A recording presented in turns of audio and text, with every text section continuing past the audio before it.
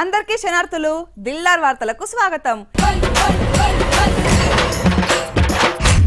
వామ్మో, ఎండాకాలం వేడి కంటే రాజకీయాల వేడి బాగున్నది కదా తెలుగు రాష్ట్రాలల్లా. ముఖ్యంగా తెలంగాణలో ఒక్కొక్కడు తగ్గేదలే అంటున్నారు. మాజీ ముఖ్యమంత్రి కేసీఆర్ సారు చాలా రోజుల తర్వాత నిన్న పర్యటనకు పోయి రైతుల పరామర్శించుడుగానుల్లా. ఇక అక్కడ సార్ మాట్లాడిన మాటలకు ఇవాళ కాంగ్రెస్ వాళ్ళు సమాధానాలు చెప్తుర్రు. 8 ఏళ్ళు నేనేళ్ళ ఎన్నడన్నా కరెంటు పోయిందా? కాలం గింత కన్నెర చేసిందా? ముమ్మాటికి ఇది కాలం తెచ్చిన కరువు కాదు, ఇది కాంగ్రెస్ తెచ్చిన కరువు అన్నాడు కదా పెద్ద సారు. ఇక పొన్నం సార్ చూడురి ఎట్లా కోపం చేసిండో.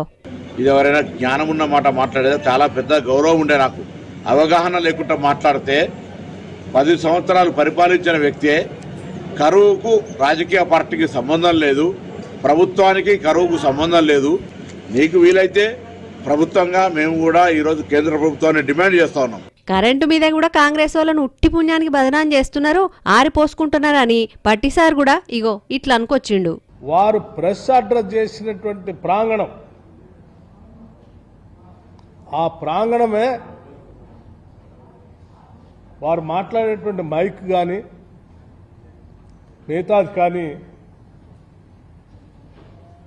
కరెంటు సంబంధం లేకుండా జనరేటర్ పెట్టుకొని వారు ఆ మీటింగ్ అడ్రస్ చేస్తూ ఆ జనరేటరో లేకపోతే ఆయన అడ్రస్ చేసే మైక్ సిస్టమో ఆగిపోతే దానికి కూడా చూసారా కరెంట్ ఎట్లా కట్ అయిపోయిందని అంటున్నాడు. వాస్తవాలన్నీ కూడా పచ్చిగా మా డిపార్ట్మెంట్ శాఖకు సంబంధించినటువంటి వాళ్ళందరూ అక్కడే ఉండి పూర్తి సమాచారం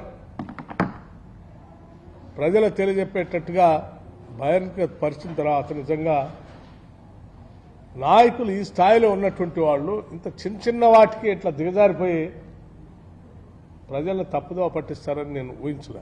ఇక ఉత్తముల్ సార్ అయితే కాళేశ్వరం కట్టకాంచి మొదలు పెడితే కరెంటు, రైతుల ఆత్మహత్యలు, నీళ్లు, నిప్పులు, లెక్కలు, పత్రాలు అన్ని చెప్పుకొచ్చి ఆఖరికి ఇగో గిట్లానికి వచ్చిండు. శేఖర్రావు గారు మాట్లాడిన ప్రతి మాట అబద్ధాలే అని చెప్పి తెలంగాణ ప్రజానీకానికి మరోమారు మనవి చేస్తున్నా.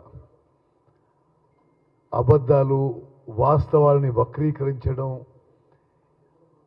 ఒక ఫ్రస్ట్రేషను, ఒక డిప్రెషను, పవర్ పోవడమే కాదు, గవర్నమెంట్ పోవడమే కాదు, ఇప్పుడు పార్టీ కూడా మిగలదేమో భయంతో బయటికి రావడం తప్పితే మరొకటి కాదు.